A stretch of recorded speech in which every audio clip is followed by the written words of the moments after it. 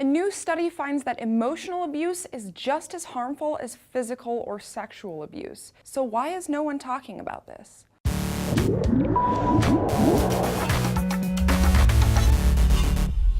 Hey guys, Tara here for DNews, and anyone who's not a complete monster knows just what kind of scars sexual and physical abuse can leave on a child. But something that's rarely ever talked about is psychological abuse. There are no laws against it, no billboards on the side of the highway, and yet the American Academy of Pediatrics says it's the most challenging and prevalent form of child abuse and neglect. So why aren't we addressing this issue with the same fervency we give to other more visible kinds of abuse? Well, part of that may be a simple lack of awareness.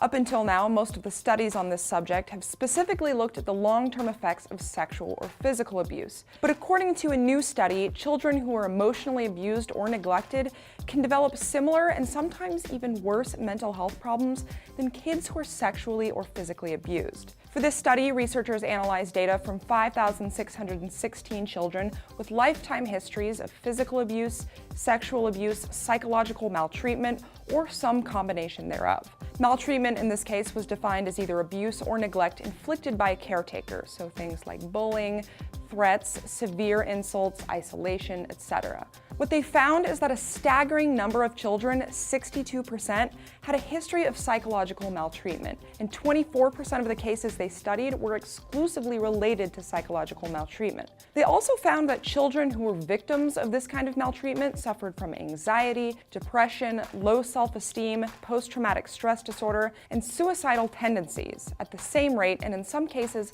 at an even greater rate, than children who were physically or sexually abused. Especially worrisome is the fact that of the three kinds of abuse, psychological maltreatment specifically has the highest association with depression, anxiety, attachment issues, and substance abuse. So clearly this is not an issue we should just be brushing off. According to the U.S. Children's Bureau, nearly 3 million U.S. children experience some form of maltreatment every year. But as the lead author of this study, Joseph Spinazzola, points out, there are no physical wounds associated with psychological abuse, so child protective caseworkers have a particularly hard time recognizing it. He also brings up the point that emotional abuse just doesn't carry the same social taboo as physical or sexual abuse, even though it's equally, if not more, damaging to a child's mental health. As such, our primary goal, he says, should be to implement more public awareness initiatives to help people understand just how harmful psychological maltreatment is for children and adolescents. While we're on the topic of children, I want to remind all of you guys watching this that I host another show here at Discovery called Test Tube that's a lot like DNews, but more geared towards current events. Yesterday, I did an episode on the secret pro-life agenda of crisis pregnancy centers and how many of them have been deliberately misleading women with false information and facts about abortions.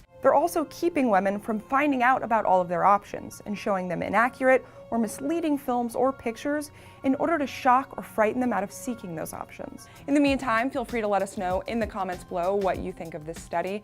And remember, all of the links we discuss here on the show can be found right down there in the video description. That's it for me, but as always, thank you guys for watching.